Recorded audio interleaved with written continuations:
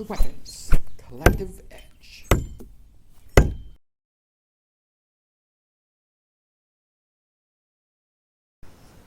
Welcome to the Weapons Collective Edge. Today we're going to go over the Kindjal. Kindjal is an Indo-Persian knife that says the knife is universally carried in the Caucasus.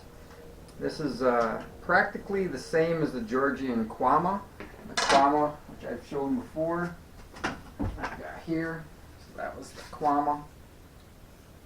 But the Kindjal definitely has a different shape to it. Kindjal is longer in this case of the one I own. It's got a groove down the center. It's a bone handle with 2 rivets, full tang all the way through. Get some measurements here for you. The blade is 16.5 inches and the overall length is 22 inches. But it's a lot narrower than what I would call the kwama. And the Kindjal is, this one is thinner. I've got it at about 170, so maybe close to 3/16, and it's about an 1/8 inch at the tip. The width-wise, I'm looking at about 1 inch 4/20, so close to 1.5 inches in width. But it's got a tighter, smaller handle, narrower. This one doesn't have a whole lot of adornments on it. It's just bone with some rivets. But it's a good thruster, very thin for cutting, and I'd say a really well pointed like a spear. And the sheath is just wood wrapped with leather, the tip on it. A good close up on the other side. Close up of blade and thickness. Yeah, this would just go in the sheath.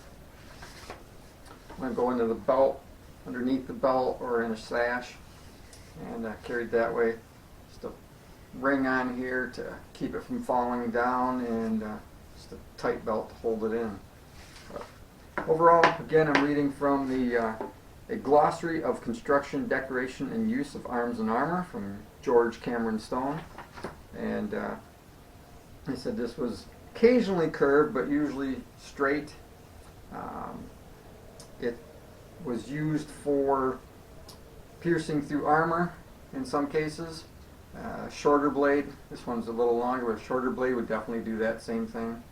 A thin point made it so that it could pierce through like chainmail, things like that.